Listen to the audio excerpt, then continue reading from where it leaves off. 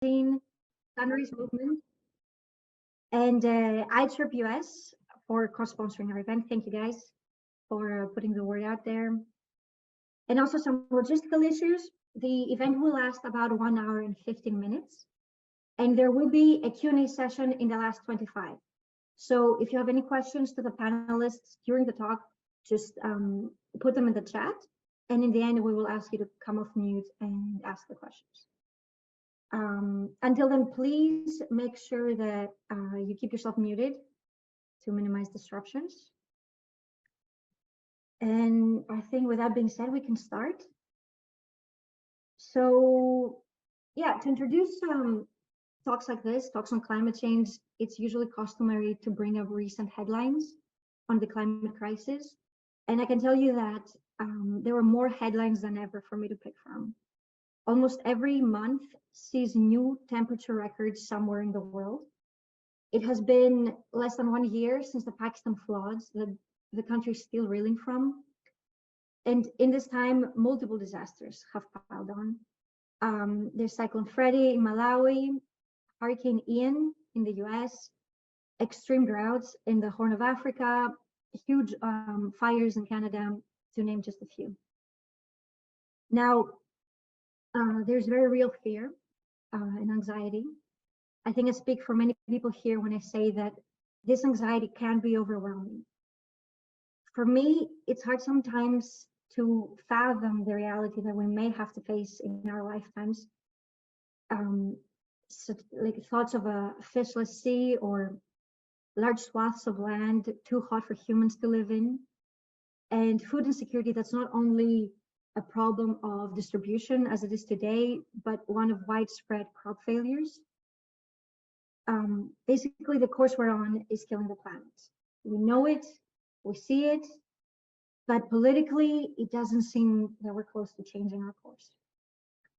And that's why we are rising up and we are demanding change. Activists all over the world are saying enough is enough. And as they do, they face harassment, they face assaults, and they face criminal charges. An increasingly militarized police targets Indigenous leaders in their own homes and labels peaceful protesters as eco-terrorists. Whether it's here in the US, Brazil, Germany, or the Philippines, the safety of environmental activists today is openly under threat. Just today, there was a police raid in Atlanta to arrest the people running a bailout fund for environmental protesters there. And if you don't know, that's the site where a peaceful activist was killed by the police in January. So in tandem with the militarized police, bloated Pentagon budgets and aggressive rhetoric in the international arena direct us further away from global cooperation. Seeing climate change in a global lens, we can also easily notice the great inequality in responsibility and in capacity to cope with climate change between countries in the global north and those in the global south. And to address this issue and achieve climate justice at home as well as globally, a lot of work is needed. This is why we're here today. Our panelists will discuss the legacy of imperialism and colonialism on climate injustice. They will talk about the challenges and opportunities of global climate cooperation and the way forward. So I'd like to introduce everybody to Brandon Lee. Brandon was born and raised in San Francisco. He's an environmentalist and Indigenous rights activist. He was a volunteer for the Ifugao peasant movement, a human rights worker with the Cordillera Human Rights Alliance, and a journalist with the Northern Dispatch in the northern part of the Philippines when he was shot and hit in 4 places by the 54th Infantry Battalion of the Armed Forces of the Philippines in August 2019, rendering him a quadriplegic, paralyzed in his hands and from the chest down. Brandon continues to advocate for human rights and is a member of the San Francisco Committee for Human Rights in the Philippines. He was a recipient of the Center for Environmental Concerns Gawani Bayani and Kalikasan, meaning Environmental Hero Award in 2020. Next, we have Brenna, TwoBears.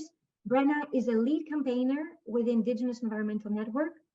She leads the anti-fossil fuel campaign, Keep It in the Ground, Diné, Ho-Chang, and Standing Rock Lakota, she has been an environmental activist since age 13, and she has worked on topics such as environmental racism and the ways museums present Indigenous culture. Our next panelist is Tim Sahay. Tim is a non-resident senior fellow at the Atlantic Council's Europe Center and the senior policy manager at the Green New Deal Network. In the past, he has organized the campus fossil fuel divestment movement at MIT and has worked as a consultant on projects ranging from pollution in India to energy transition in China. And lastly, we have Sandy Shan. Sandy is the Justice's Global Co-Director and a grassroots organizer in the Pan-Asian diaspora. Her work is centered around relationship building, healing, and politicization for Black, Indigenous, people of color, and immigrant communities that sets the stage for building and exercising power in public space. So it is very nice to have all of you here. Brandon, I think we should start with you. You have been committed to important Indigenous fights in the Philippines that are at the intersection of climate, Indigenous, and economic justice.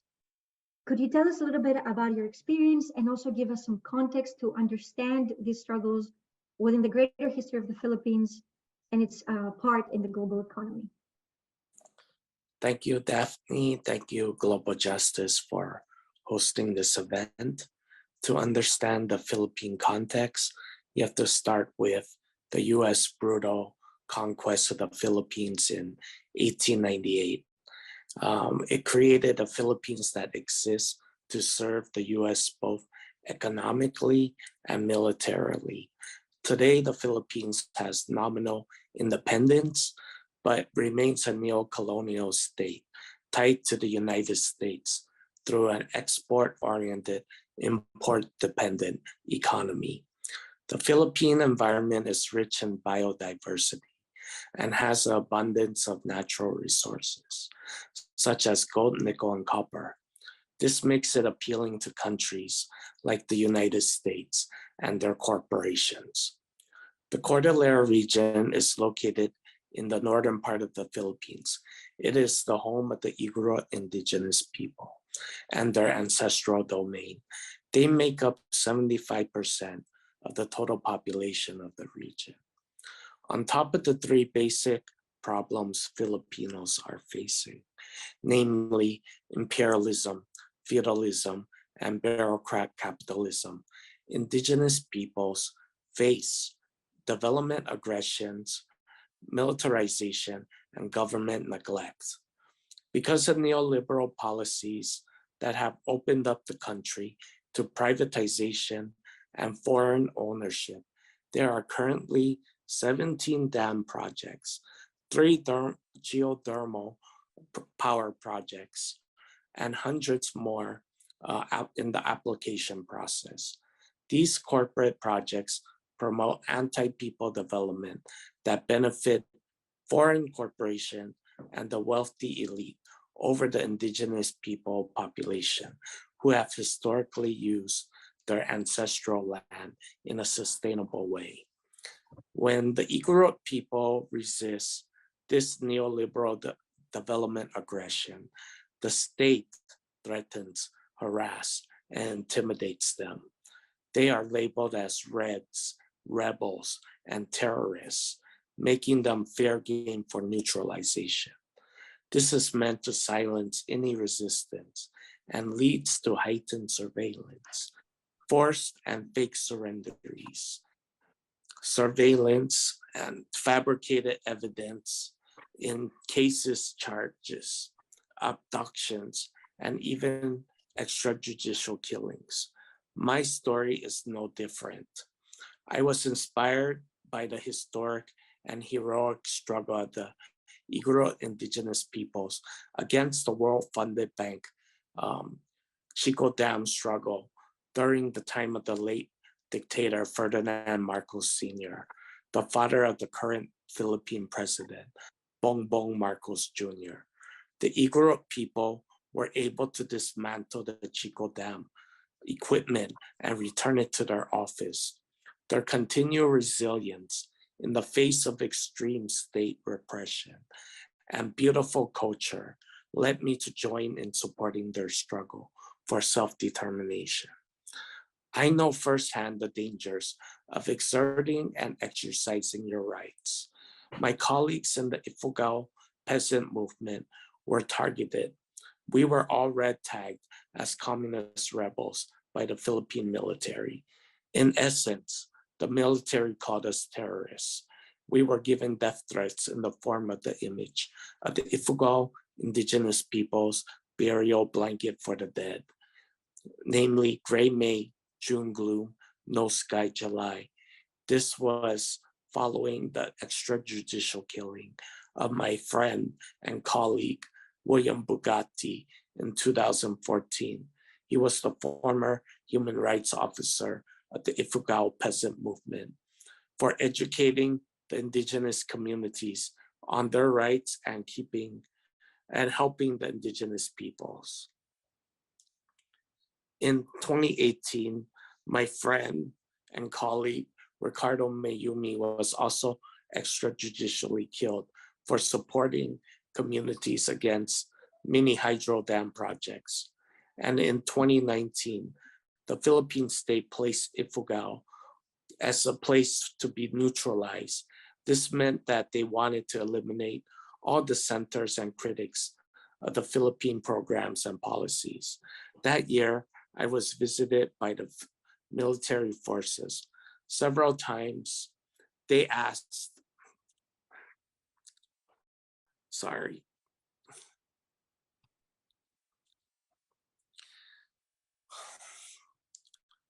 several times they had asked me to partner with them. And in August of 2019, I was shot by two unnamed soldiers from the 54th Infantry Battalion. They meant to silence me permanently, as they did the 30,000 poor Filipinos in the so-called drug war and the 442 extrajudicial killings. The bullet fragments lodged in my body were most likely paid by US tax dollars. Since Bongbong Marcos Jr. election, there has been alarming human rights violations, such as 21 enforced disappearances of activists and revolutionaries. The aerial bombings of indigenous communities continue amidst the increasing US military aid to the Philippine military and widespread protests of dams. The US is worsening the situation in Asia Pacific. There is implementation of 4 new US military bases in the Philippines on top of the 5 existing ones. Under the Enhanced Defense Cooperation Agreement, known as ECA. 3 of them are in the northern part of the Philippines. One of the sites is in Isabela, the headquarters of the 5th Infantry Division and the 54th Infantry Battalion, which oversaw Ifugao and is responsible army for the attempted assassination on my life and the assassinations of my colleagues and the harassment of indigenous peoples in the Cordillera region. During his visit to the US, President Marcos said ECA would help in addressing climate change issues. This is in line with the framework of US counterinsurgency.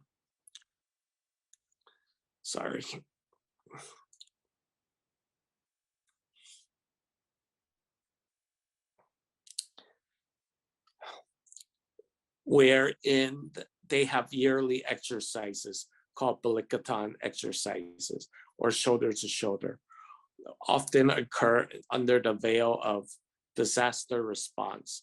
The reality is that the new ECA bases will further militarize the Philippines and the Asia Pacific region. The US military is a major contributor to the environmental destruction and has a history in the Philippines of doing this. One case being the Tubataha Reef, which the US Navy ship ran into in 2013. The global impact of US militarization of the Philippines is escalating tensions with China, making the Philippines more vulnerable to war and creating conditions for worsening human rights and environmental destructions of the Philippines. The US continues to welcome Marcos, and even the last visit to Washington, D.C. included overtures to increase mining projects in the Philippines. And Marcos will come back to the US this November to broker more economic trade deals at Asia Pacific Economic Cooperation Summit, known as APEC in San Francisco. So I invite all of you here to help in saying no to neoliberal schemes and to shut down APEC in San Francisco this November.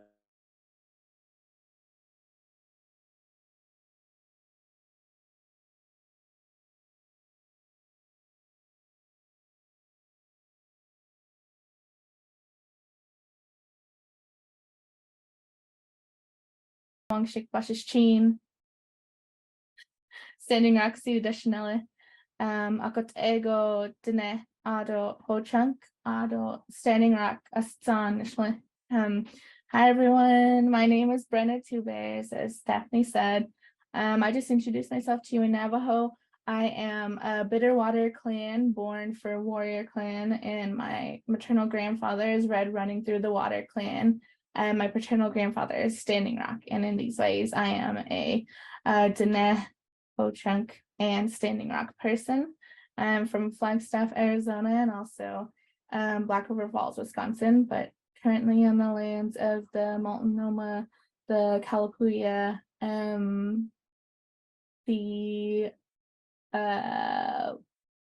I think there's actually a lot of tribes in the area. There might be, I think there's 50 tribes in the area. So I'll just stop there. That's it, name all of them. But I want to thank you all for joining today and talk a little bit about some of the extractivism, the violence, and the greed that IEN sees in our day-to-day, and it's something that I have grown up with. I don't really remember a time when I wasn't aware of the difference between what I was taught at home and how the rest of the world actually was. I was raised in the Dine and the Ho-Chunk way, where for us, everything has a spirit, whether we call it living or not. And there wasn't a time that I can remember where I didn't see the disrespect and the degradation of Mother Earth and all those other spirits around us.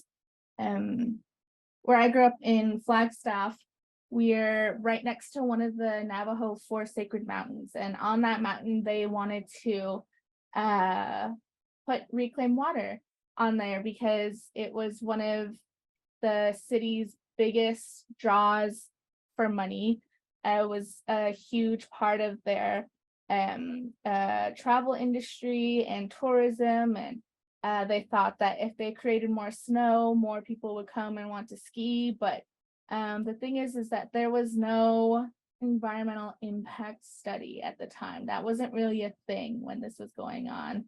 And there was nothing that my tribe could do because it was technically not seen as our tribal lands, according to the treaty that we have with the US government. So we don't have any tribal jurisdiction over that mountain, despite the fact that it is one of our 4 sacred mountains.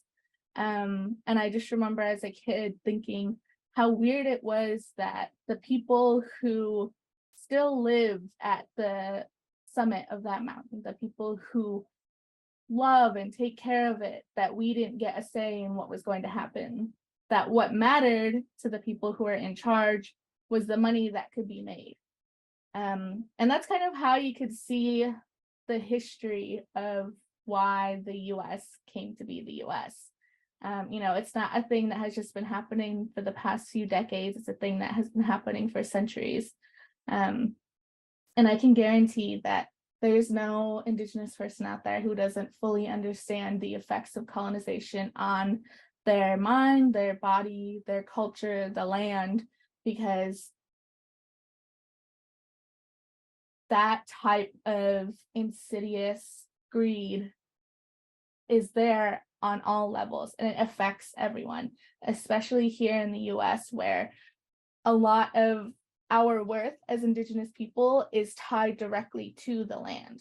And that is why there are some tribes who are able to sell rights to the land or sell rights to the water, because economically, the US government has had a chokehold on Indigenous communities here within the US borders, and also other BIPOC communities, also within the US. And there's a lot of, what's the word I'm looking for? There is a lot of being taken advantage of the system not being rigged, or the system being rigged and definitely not in our favor, and the system itself being built on a foundation of stolen land and genocide, murder, and misuse of resources just in general. And so I want to share with y'all a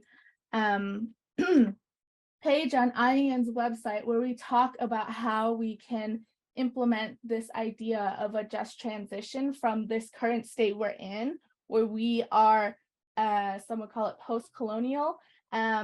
And I really appreciate, Daphne, that you're talking about, you said that anti-colonial, and then you said that indigenous just transition, not just a decolonized just transition, but specifically an Indigenous one, because there are a lot of really powerful, beautiful, complex, and forward-thinking concepts within a lot of Indigenous cultures that have a focus on the land, that are specifically this local idea of how do we make sure that each communities are able to depend on their biospheres, are able to exercise their food sovereignty, are able to take care of themselves and be in this community with each other, that have nothing to do with capitalism or have nothing to do with extractivism. And it's so interesting to be in this movement in the US of clean energy, because a lot of times what we're seeing is that we're moving from this idea of dirty energy to clean energy.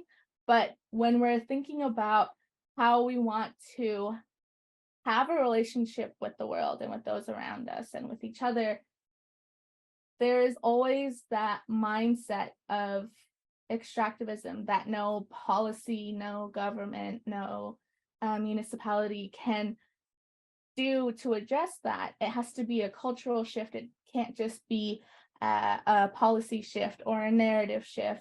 It has to go way deep down to like what we all grew up with and what we are all taught to believe, how we see the world. Because when we think about not using fossil fuels, baseline, that is good technically.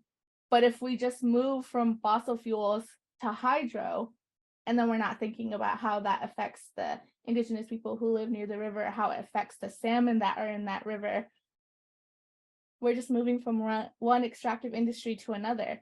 And that's exactly what we're trying to avoid. That's a main thing that I see that comes up within all of these climate movements that are not led by or centered around Indigenous communities. And so that's kind of what we are looking at here in this website. And if you scroll down, you can see that we talk about 4 main, I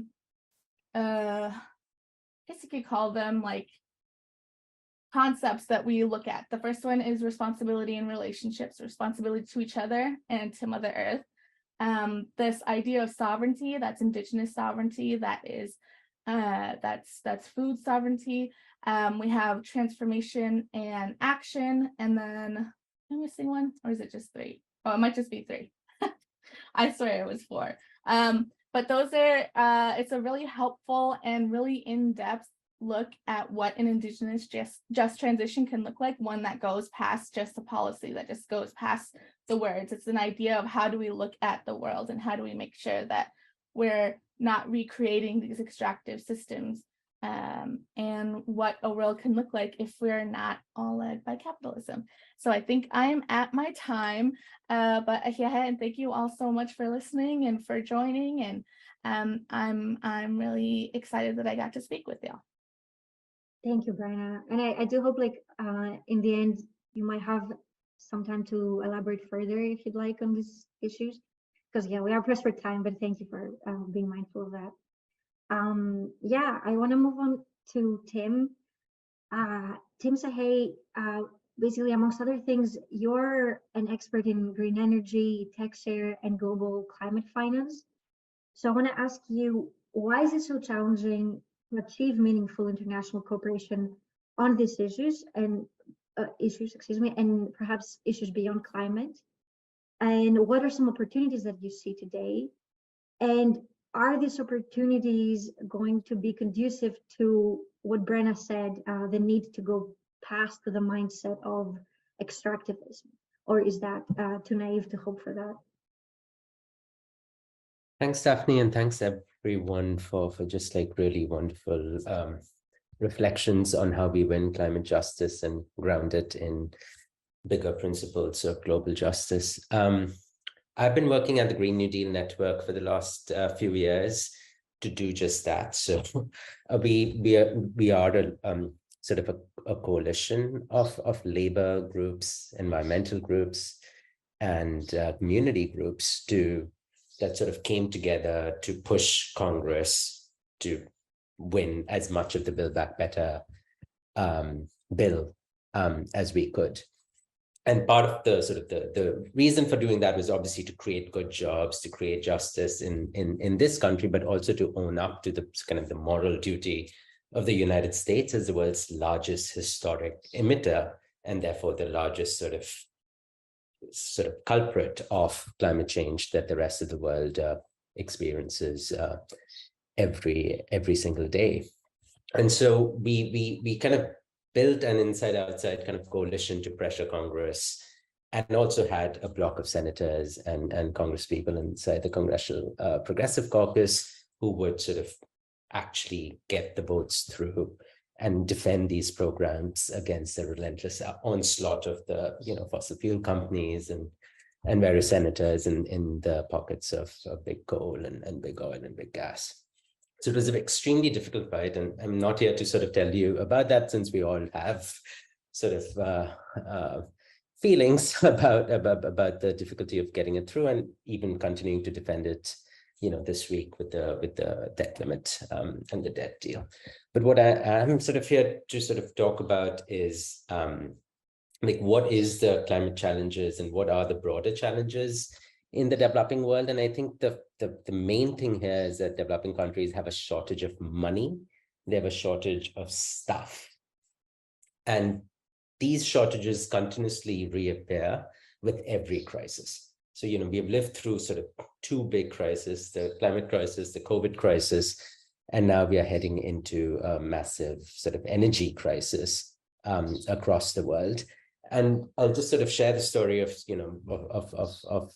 my life. Like, you guys would remember how India had like a terrible heat wave last summer. And, I'm calling up my parents who live in Delhi, and I told them, you should not be going out at all, just like stay indoors and, Sanya, like just sit yourself down. But instead, my parents decided to go out to the garden, and they live sort of on the 20th floor of a building. And so they go downstairs at 5 a.m, and it's relentlessly hot. It's brutally hot. It's like almost 90 degrees at 5 a.m. And they're running around doing exercise. And by the time they come back into the building, the electricity is out. There's a big power shortage, as you know, across the world. And the electricity is out. And by the time they say, okay, well, we can't take the elevator, so we're going to just walk up the stairs. And my parents, were in my 60s, and they basically ended up having like a heat stroke, because by the time they get upstairs, they're huffing and puffing, and they're completely overheated. And, these are things that can land you in a heat stroke and land you in the hospital, and in many cases, death. And that's like a crazy combination of a climate crisis and this energy shortage crisis.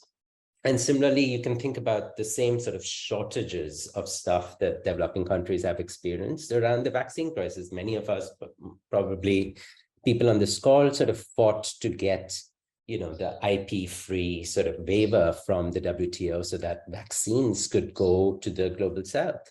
And instead, at this point, we still have about just 25, 28% of the world that has been vaccinated. Whereas, I have 4 shots in my arm or 5 shots in my arm, whereas my parents and many of my family were only able to get their first shot sometime in 2022. So that is what usually ends up happening, is developing countries are in the back of the line, and richer countries sort of like always bid first and get, whether it's the vaccines, whether it's energy, whether it's money, they are able to sort of suck away any scarce good towards themselves. So that's kind of like the international order that we are in. It sort of puts the heaviest burdens on people with the least.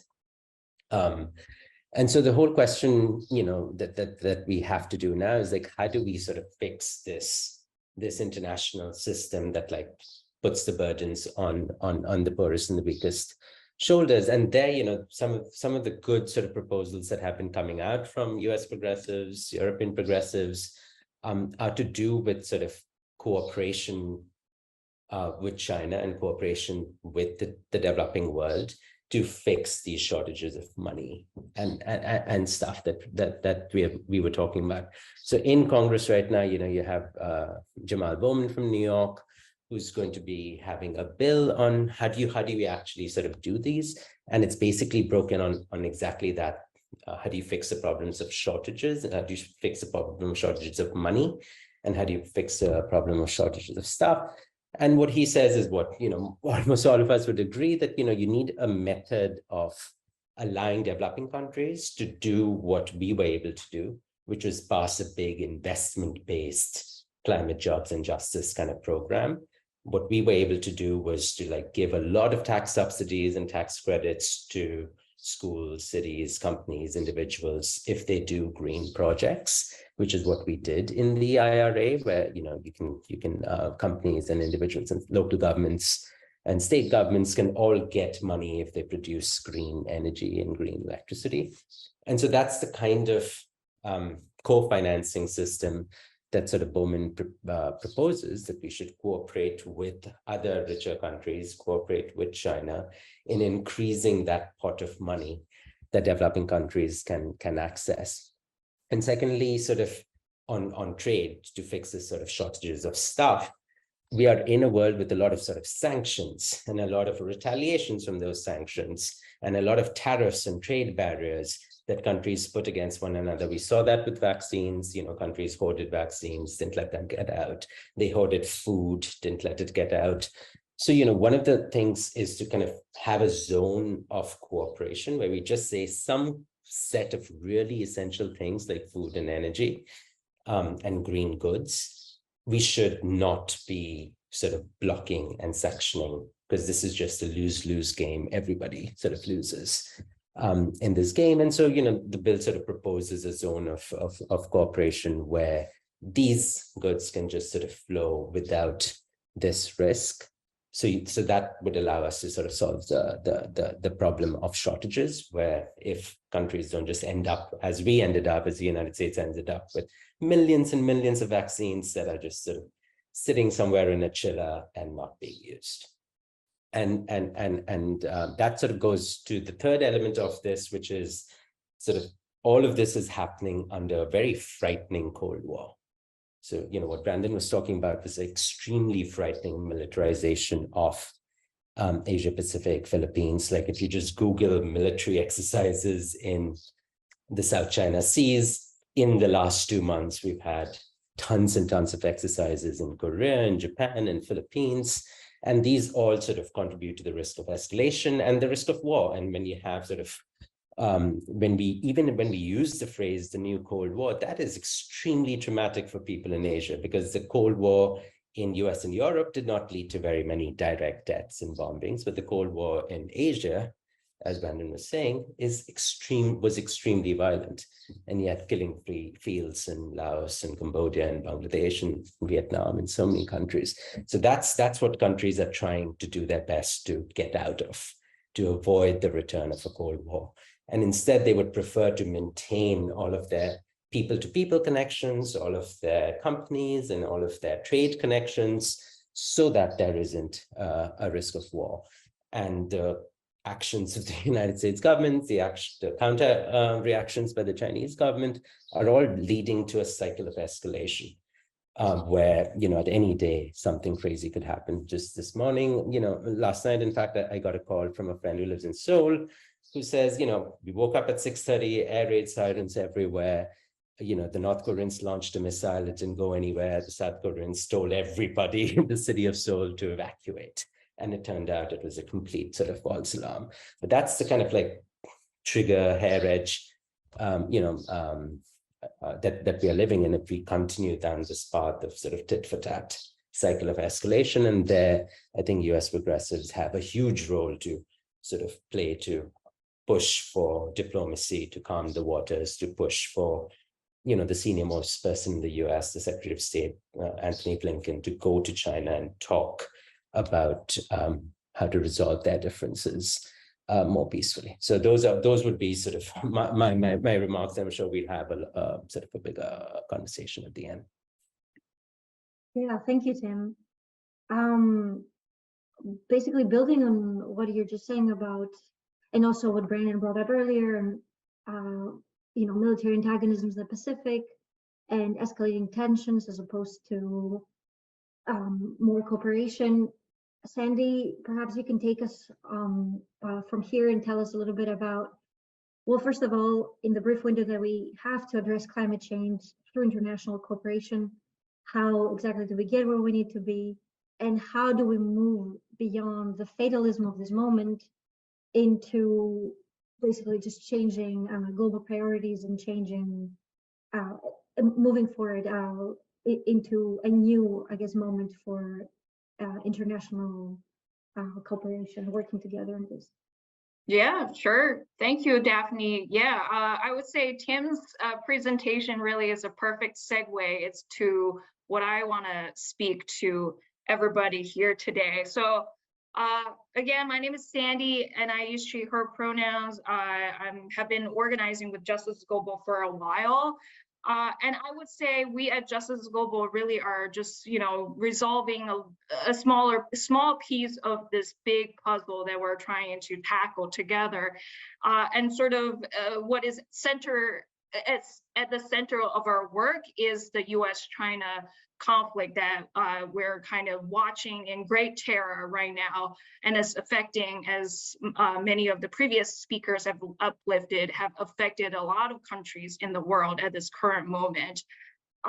So I would say sort of the analysis that behind Justice Global's organizing and a grassroots movement is our sort of the sense that we have is that the US-China conflict that we're seeing today is the consequence of years of extractivist free market global economy, which has consistently failed to create conditions to allow prosperity in all countries and for all people. And as I said, we have been really building grassroots power to diffuse the US-China tensions, while at the same time campaigning for structural changes that could rectify these imbalances in the global economy. And of course, as you can imagine, this line of work has not been really easy. And oftentimes what we have encountered among many people that we're trying to recruit is this profound sense of powerlessness and pessimism. And the same powerlessness and pessimism is also reflected in this recent Pew Research Center survey, which finds that only around 30% of Americans think that the United States and China, the world's two biggest carbon emitters, can cooperate on addressing climate change. So I would say this widely shared pessimism is very telling, and to a large extent, it's also understandable because, you know, when we look to our politicians, our political leaders, and media outlets for answers and solutions, especially on issues that are on a such a geopolitical and international scale, which sometimes seems very much far beyond our grasp. This is what we are told. We are told that China poses this existential threats to the American way of life, and the solution to eliminate these threats, according to some of our political leaders and media pundits, is to beat China in a zero-sum competition, whereby only one country can win, and or the more extreme version of this narrative is that the survival of one superpower will entail a complete annihilation of the other.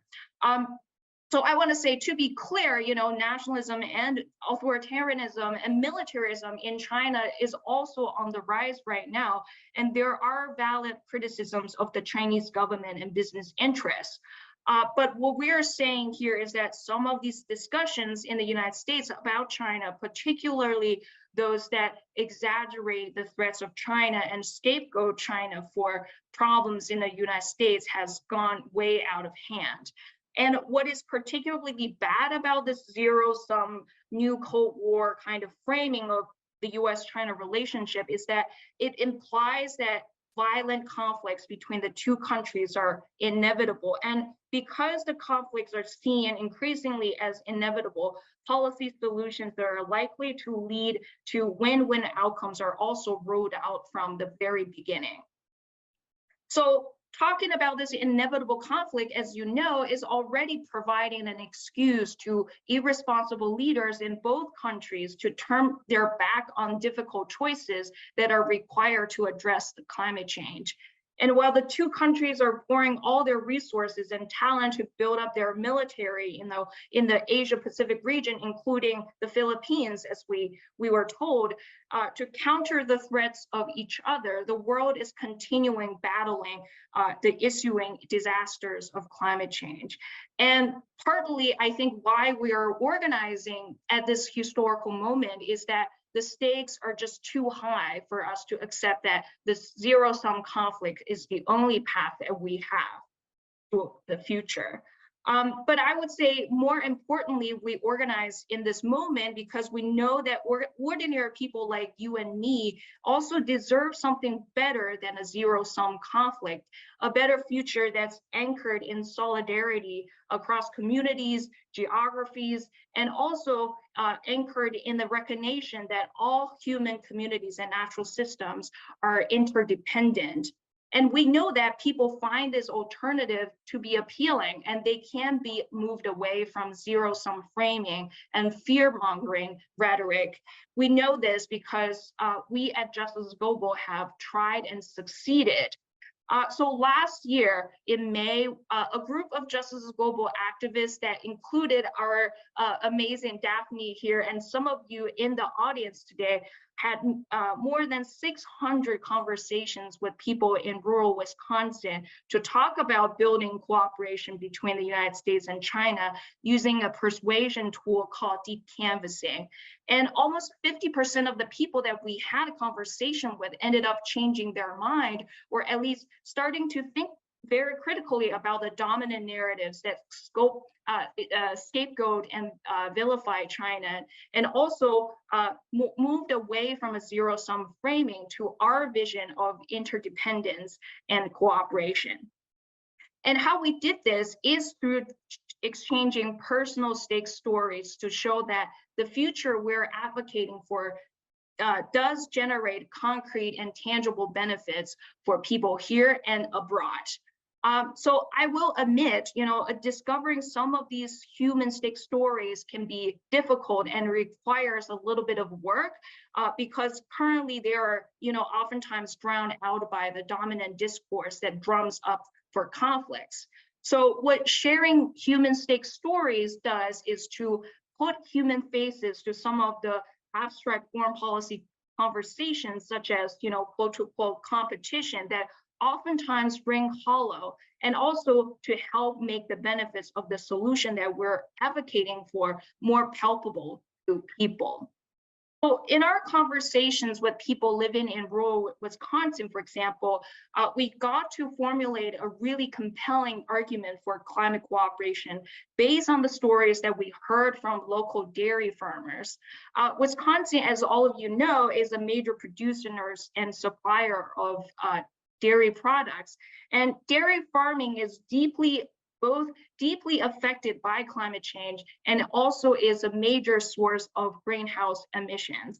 And we learned that some of these farmers that we talked to were still struggling to recover from the US-China trade war under the Trump administration, which saw a sharp decrease in Wisconsin dairy product exports to China.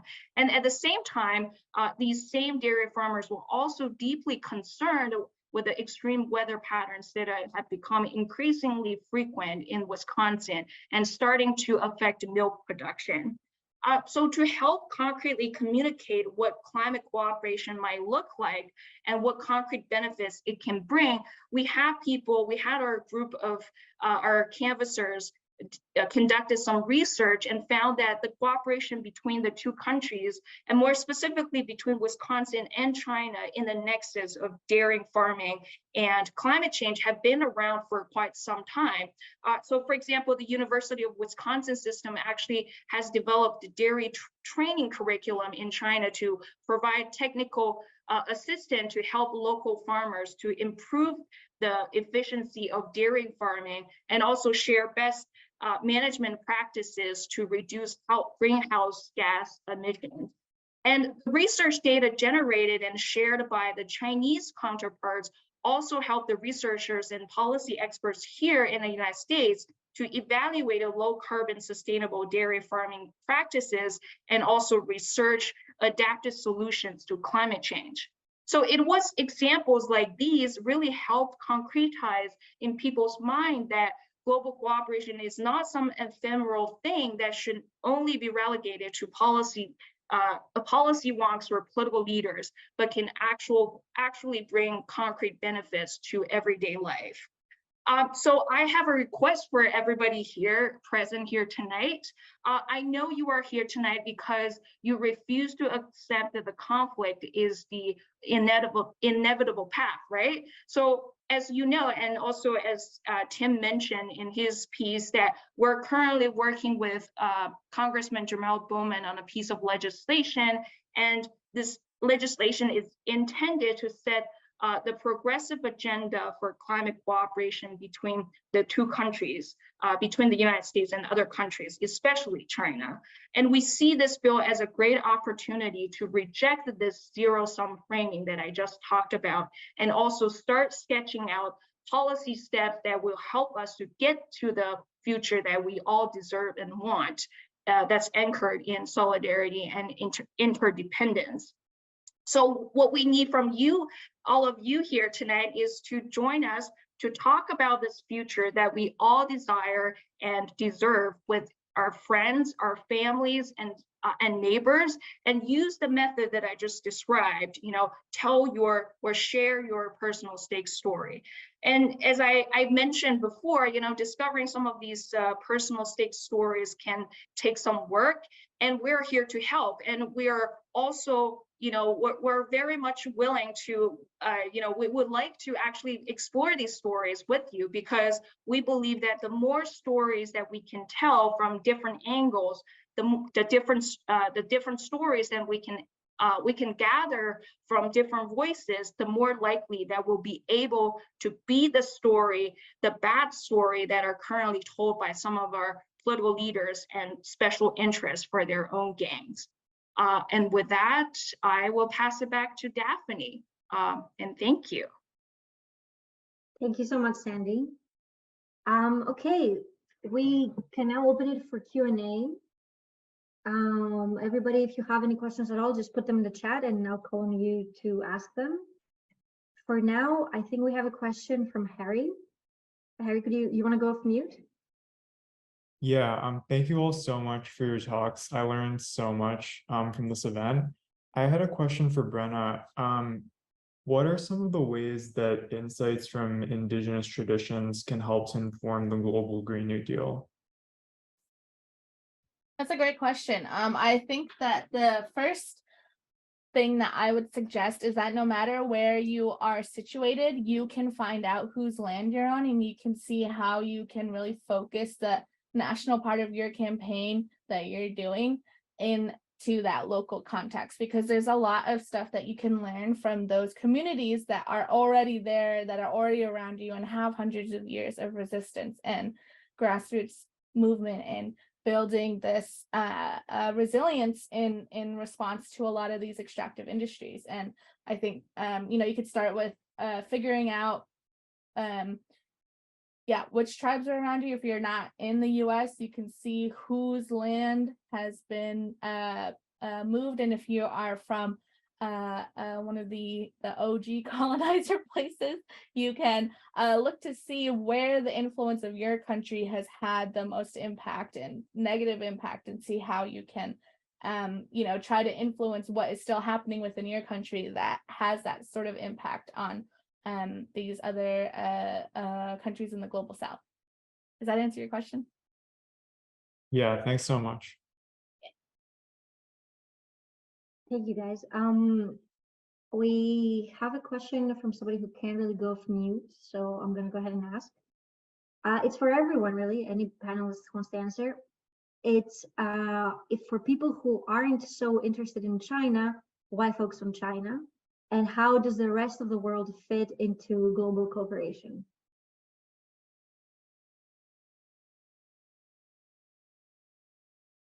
I can start with that. I think like one of the things is China has become kind of like this demon figure for climate, right? So anytime you say, maybe we should do something on climate, people basically say, oh, have you seen the amount of coal power plants in China?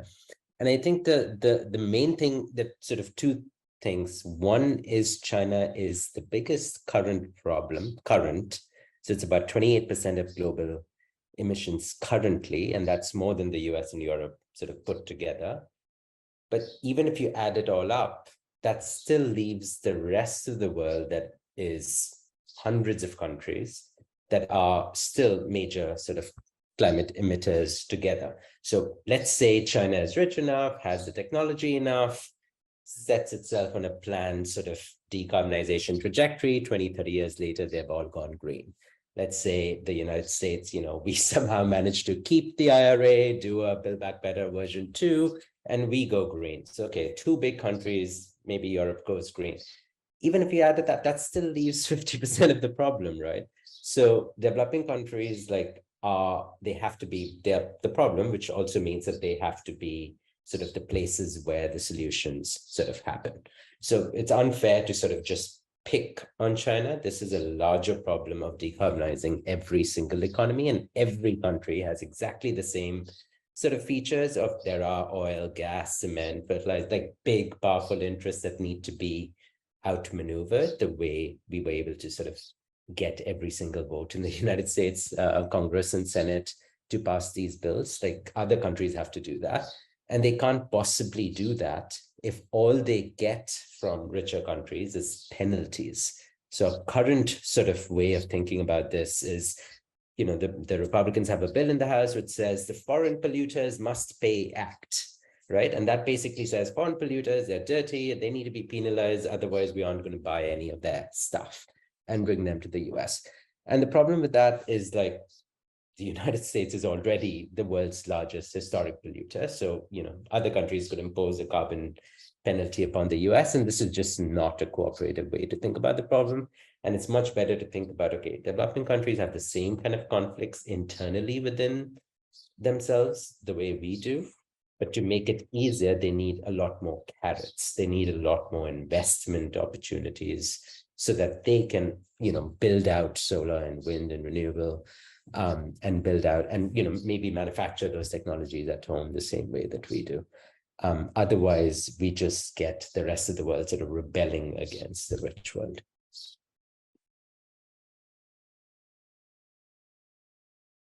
Sandy, would you like to add anything, or any of the other panelists? So I didn't catch your question in the first place. Was it, the question was about how other countries fit into this? Yeah, so basically, why is the overt focus on China? Why do I need to care about China specifically? And yeah, how do other countries come into play in the talk about global cooperation? I think from my perspective, I would say, and I as I mentioned in my presentation, I think the sort of yeah, there is this narrative that, as Tim kind of mentioned, that the sort of the China has become this you know, scapegoat, however you want to characterize it, and I would largely say, you know, to some extent, it has also become an excuse for the, you know, leaders in the United States and other countries to not take actions or make tough choices that are necessary to make the, you know, the just transition that we need. But at the same time, I would say the two countries actually, I would say, you know, from the cooperation perspective, the two countries' cooperation in the past did set the framework and also largely paved the way for a lot of these like international agreements that eventually spurred the global efforts to fight climate change, like Paris Agreement, because, you know, a decade ago, it was the bilateral agreement between the United States and China actually paved the way for the Paris Agreement. And then again, in 2020, I believe they, you know, together they revived the Glasgow joint declaration, really sort of charted the course for the global action to fight climate change. So that's one thing. But the other thing I would say is that a lot of countries, especially developing countries and where countries in the global south are to some extent are looking at China as an example for development. And that is the kind of I would say that's you know, if that is the case, if that's the sort of the model that a lot of countries are currently pursuing, then I think we're going to be in deep trouble, because, you know, like we just can't no longer afford that kind of economic development that sacrifices, you know, climate and environmental impacts. So I would say this is why, you know, China is important, because, you know, there are countries that look to China as a model to develop, but at the same time, you know, sort of against this dominant narrative that China is is at fault here. There's also a narrative that we're up against, which is like Chinese leaders and China are not serious about fighting climate change. And I would say that is also false, because sort of the actions that they have taken lately and the sort of the commitments that made, including, you know, peaking the carbon emission by 2030 and by 2060. I think, you know, the evidence has already suggested that you know, they're on track to meet those targets. So you know, how China and, you know, where the great power conflict fits in with the sort of the rest of the world is that, you know, these two countries, you know, have the moral obligation to play this leadership role in terms of, you know, how do we transition, you know, to a greener economy in a more just way. So yeah, I don't know. That's kind of like my sort of a more rambling version of how, you know, what we talked about, like what we're currently fixated on, like the US-China tensions fits with the rest of the world. Yeah. Yeah, thank you both. I wanted to go back to the issue of activism a little bit, so that we can also hear from Brandon and Brenna, and well, all four of you. But basically, if you have any advice, because a lot of the people here I know are either involved in or want to be involved in environmental activism, and there is growing threats, there is growing harassment. And what advice do you have for them? And do you see organizing as one of the primary ways in which we can win on these issues that are so big and they involve global powers and diplomacy? So if any of you would like to answer that. Yeah, activism is always important to for those who are downtrodden, exploited, marginalized, press, to fight back. And of course, because you're seeking change, you're going to be attacked in all fronts, whether that's through social media, fake news, or targeting by the state or corporations. You need to network, you need to be trained on digital security. And yeah, the more you organize your community, the more they'll help you defend yourself.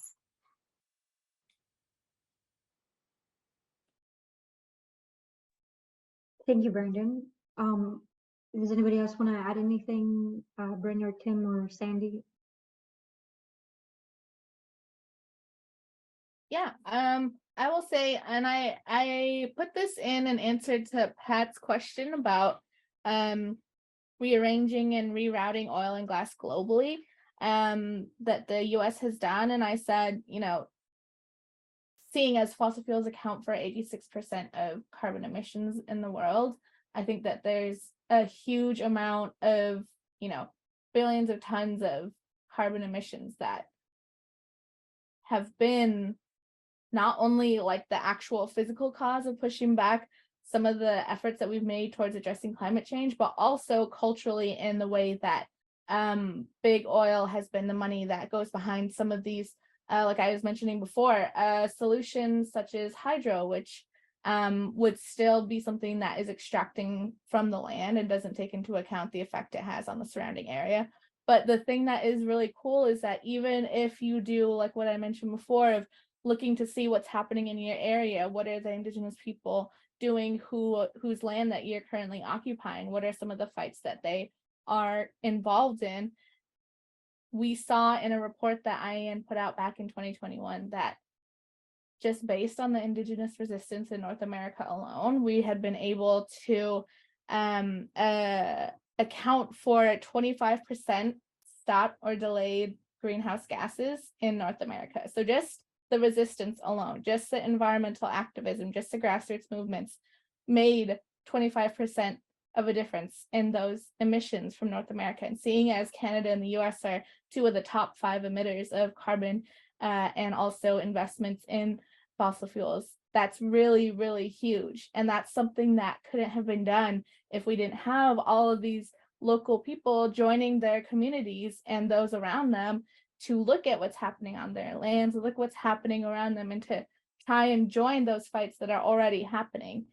So I think that is, there's a whole bunch of different answers you can give to that question, but that right there is one of the things that I try to think of whenever I start to feel down or whenever I'm thinking about, like, you know, what am I doing? That's just a very quick answer. Thank you so much. We do have a few more questions. Let's try to get as many as possible. Valerie, is it possible that you go off mute and ask? I know you have 2 questions, so if you want to ask one of the 2, if you're able to.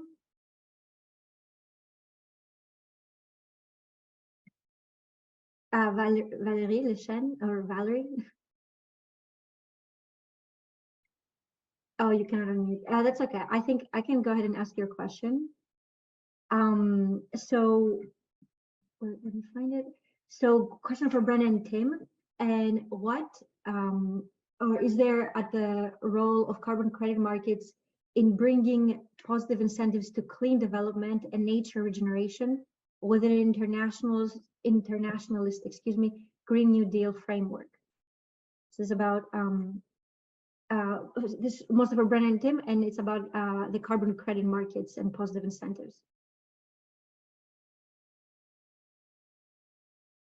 Brianna, you should go ahead. Yeah, I can go, Ken.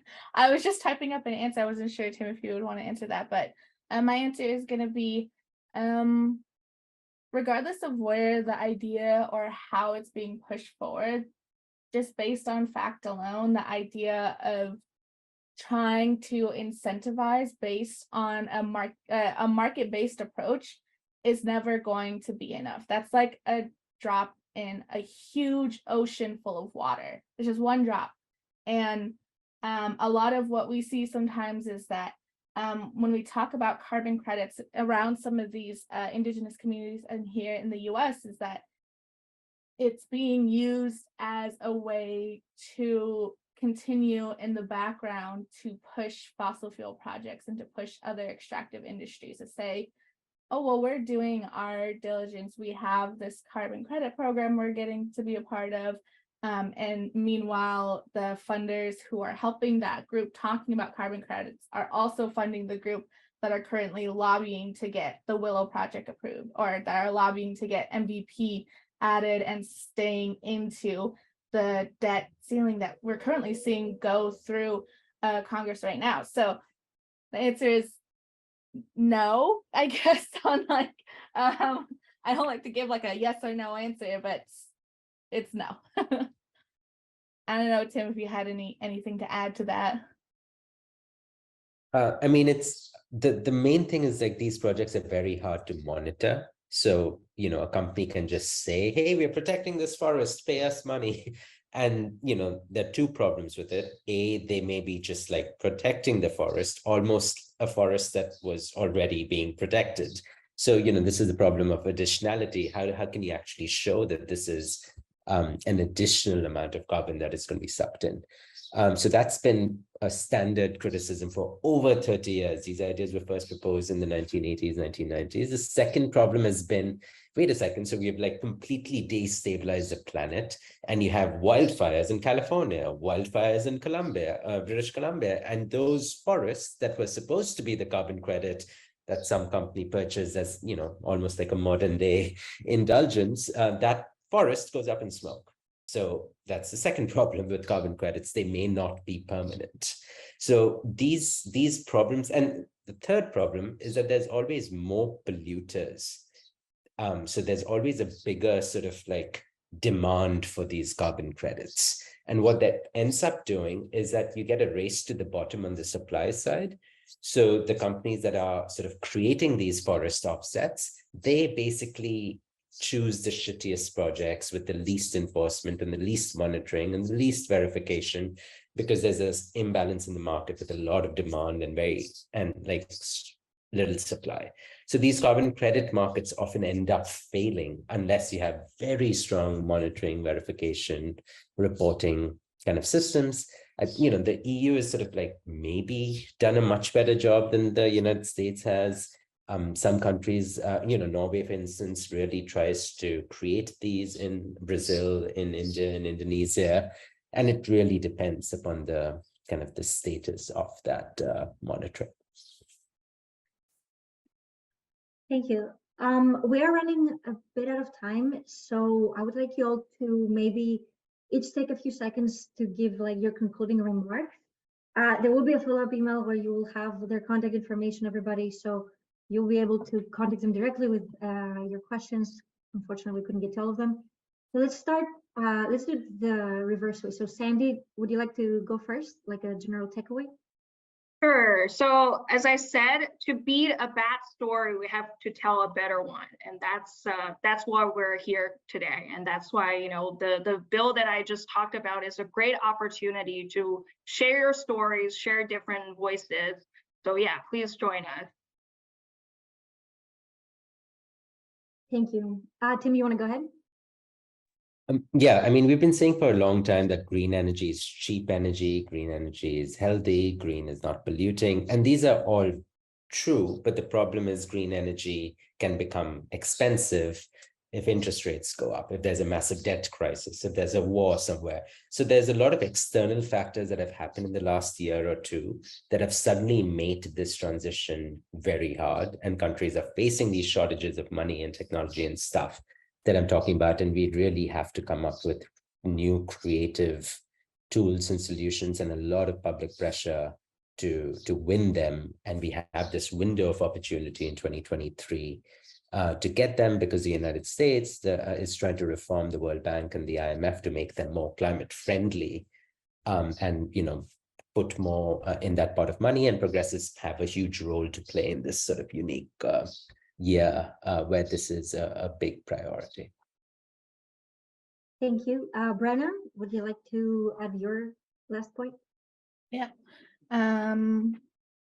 I think just don't forget that no matter how small you feel or how hard the fight is, that just being there, just sharing the words, just showing up to join the action, it makes a world of difference. And I highly encourage y'all to look and see what's happening around you in your local politics and on the national level as well. Thank you. Thank you so much. And Brandon, you have a final word.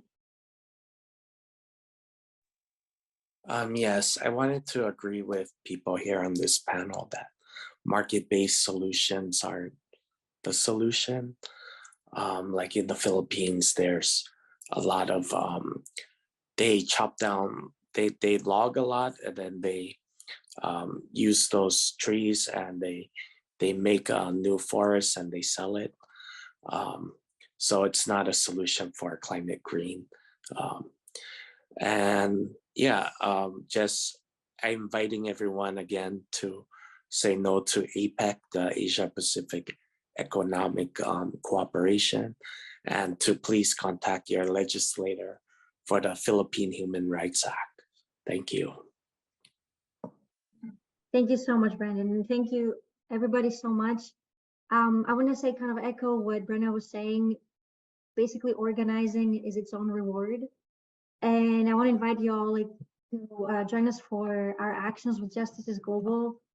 This is the fight of this era, the fight of our lifetimes. So if you're looking for ways to help, I just put the link on chat for everybody.